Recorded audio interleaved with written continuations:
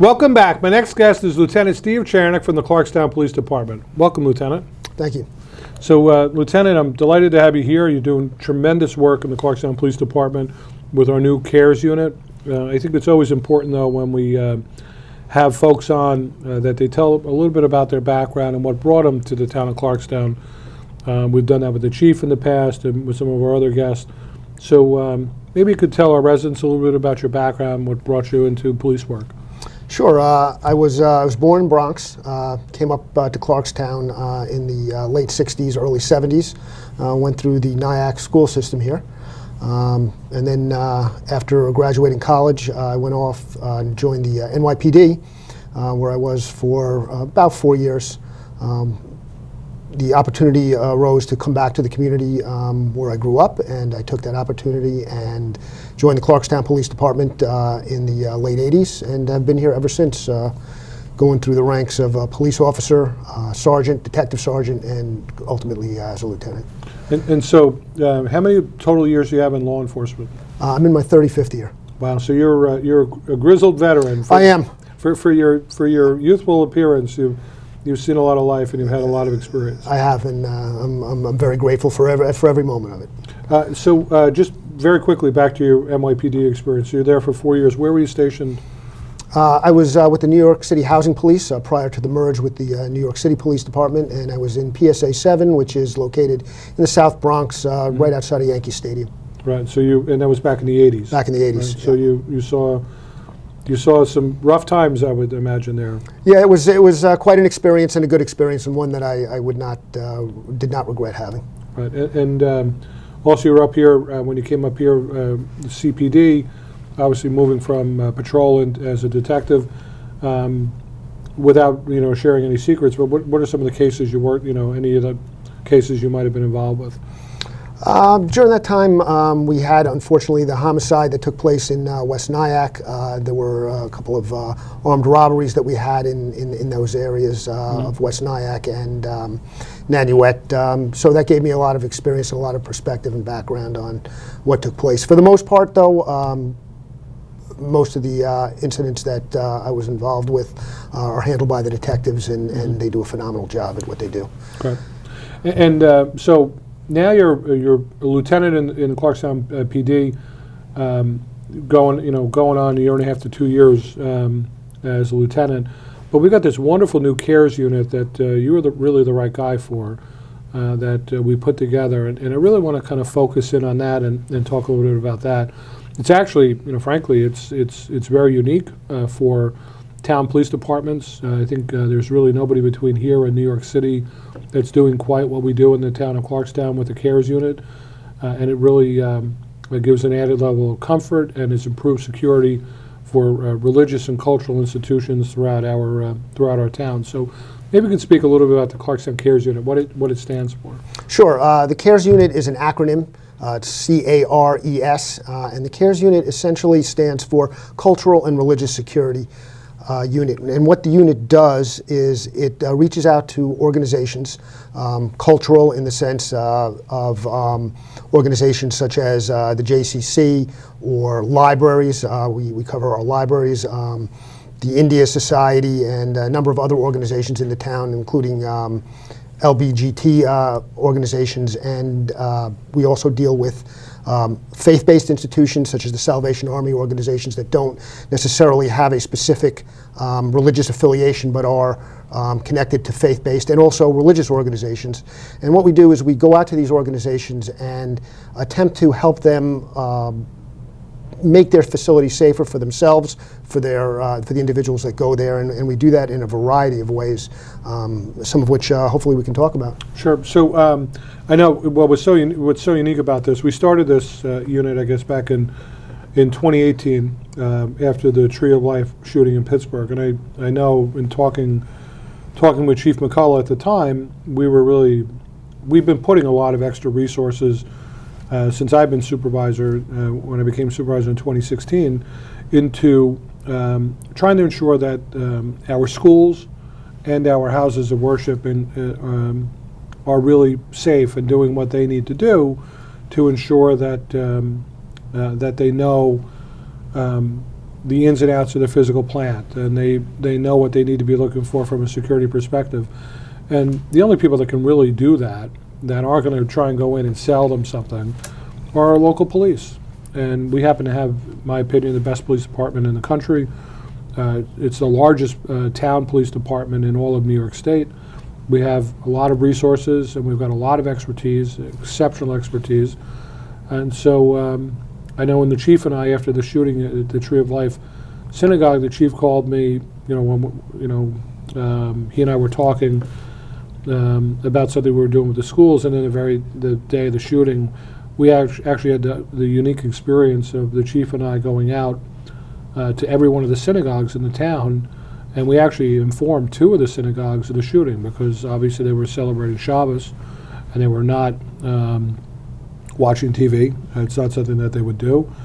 And so we walked into the bod, and they were like, "What are you guys doing here?" And we told them what happened, and they were really kind of shocked and stunned. But the reality is that you go into a house of worship, whether it's a church, a mosque, or a synagogue, and we've seen this, unfortunately, from the shootings that have taken place and the incidents that have taken place.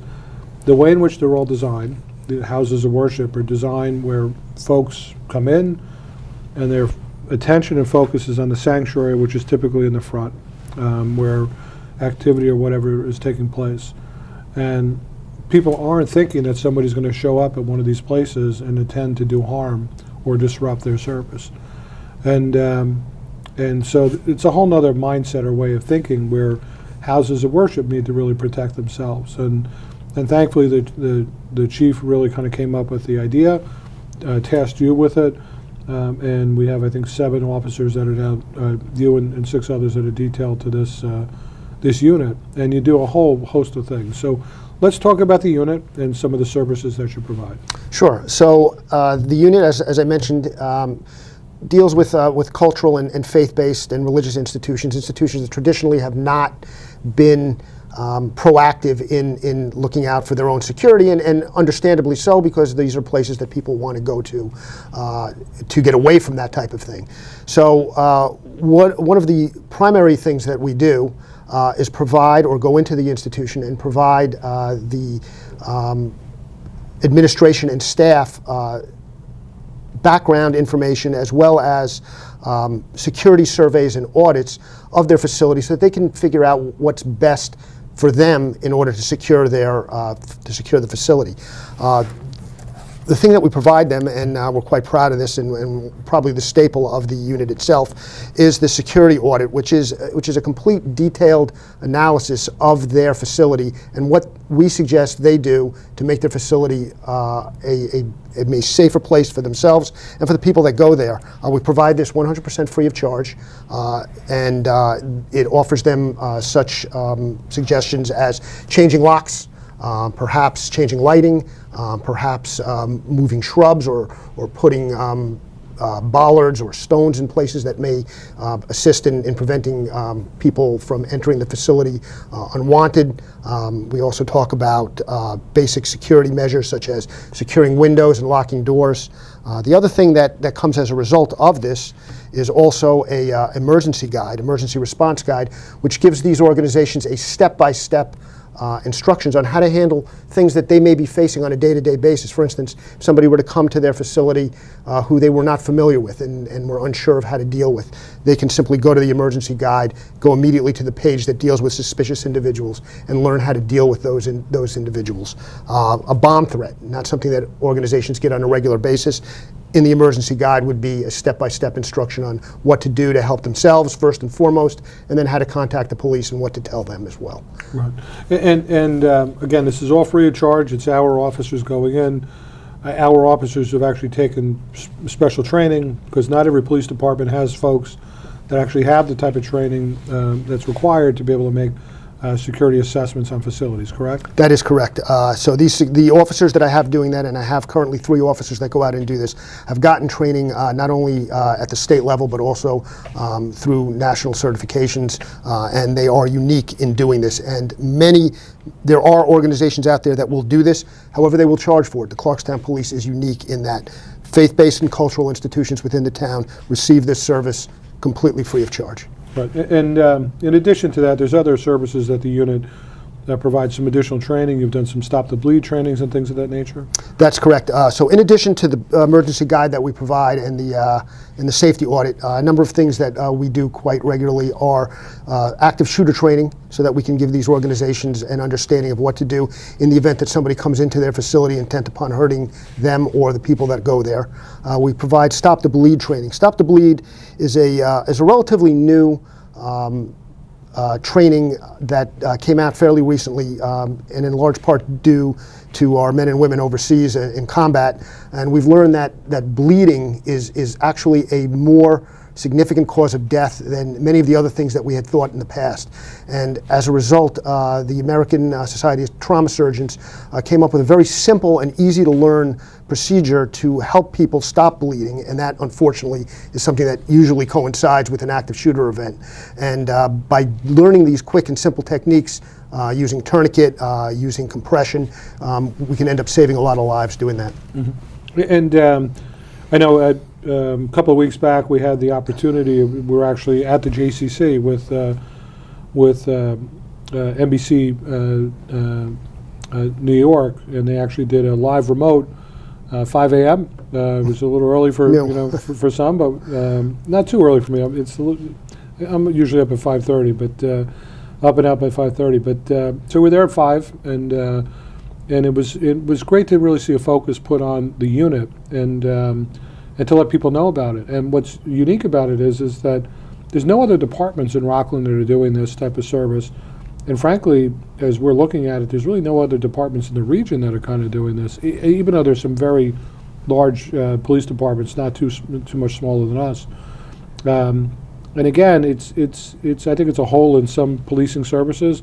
I'm not asking you to comment about that. It's just my own personal opinion. I think that there are some cities over in Westchester that have some pretty extensive resources, and you would think they would be doing things of this nature. And they're not, and I just think it's a wonderful opportunity for us. I can tell you that hearing back from from some of the religious leaders, from the rabbis, from the ministers, from the imams, and the priests, there's a level of comfort now that they have, where at least they know that they've got information. We're providing resources. We're providing security audits. We're also providing a presence as well. Maybe you could explain about that as well. Sure. One of the most important foundations of the unit itself is for us to go out and get contact information from the individuals that run these particular organizations, email, phone numbers. And what that does is it allows us to categorize these cultural and faith-based religious organizations into specific lists, which in turn allow us to get information specific to these groups out very quickly in the event that something happens. I believe the chief said, interestingly, on that News 4 report, that things that happen overseas or anywhere in the United States just don't limit themselves to those locations. They affect the local communities here as well, and it also affects how we do our policing. So when these events take place, we can get very real on current and live intel and push it out to those organizations that may be affected by this. And in turn, we can get information from them and adjust our policing resources accordingly. Right, and then of course, on high holy days and major ceremonies or events. Just recently we were over at St. Anthony's. Cardinal Dolan was up. They had a group of people from all around Rockland County. And we had a number of officers that were detailed over there undercover, just to ensure the the public safety. You have Cardinal is a nationally known figure, world known figure who coming up, and you never know. So we have to take our our own steps and our own precautions as it relates to that. So the reality of it is that aside from all that, we're providing police auxiliaries for traffic control at certain events, and we're providing a higher police presence at these institutions and organizations. How many roughly are there in Clarkstown? Our last count was approximately 50 cultural, faith-based, and religious organizations within the town. So that's a pretty diverse group. Right, and they run the gamut from small storefronts to much larger institutions like the JCC and of course the churches, to small storefront churches, in the back of a shopping center, right? That's correct.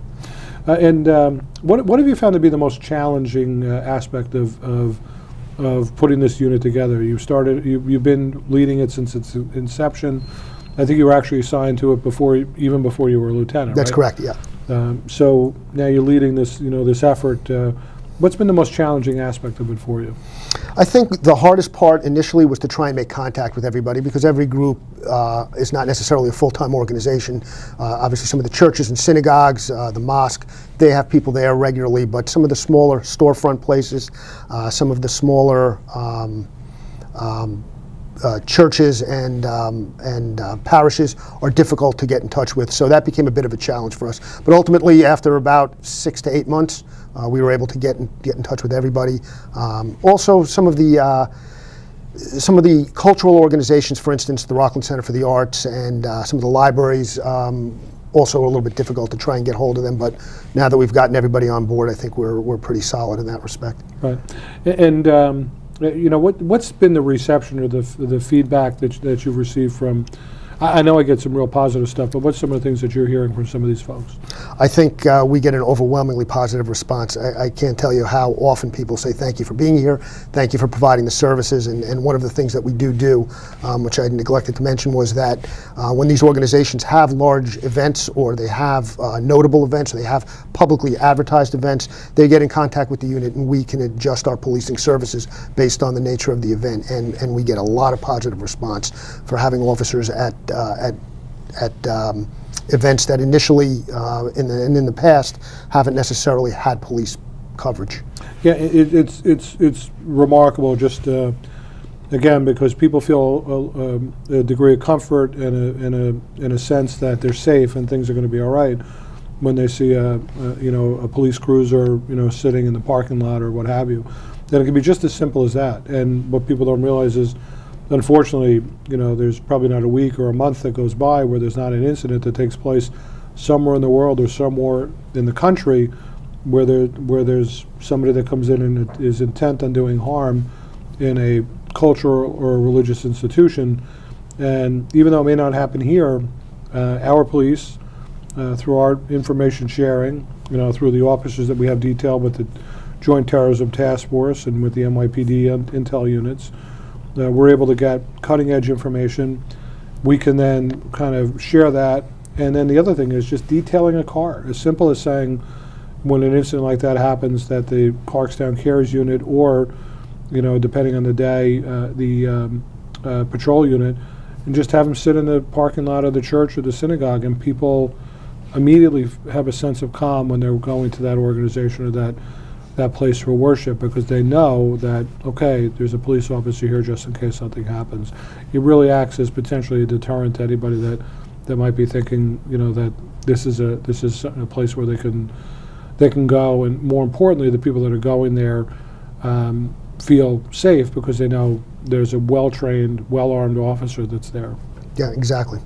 So, Lieutenant, that's about all the time we have for today. If someone wants to get in contact with you, how do they do that? They can either call the police department directly at 845-639-5800, or they can call my office phone, 845-639-5844. And Lieutenant, I want to thank you for an exceptional job leading this unit. It's just, again, it demonstrates the cutting-edge thinking of the Clarkstown Police Department. It really demonstrates the exceptionalism of this department overall. I've been very proud of the efforts that we've done in the past, but this has really put a focus on religious and cultural institutions. We're doing cutting-edge stuff with our schools, and this has just really kind of enhanced that as well. And it's really kudos and credit to you that you've done such a good job with putting this unit together in a short time, really making our town that much safer. Thank you so much. Thank you for having me. Stay tuned. We'll be right back.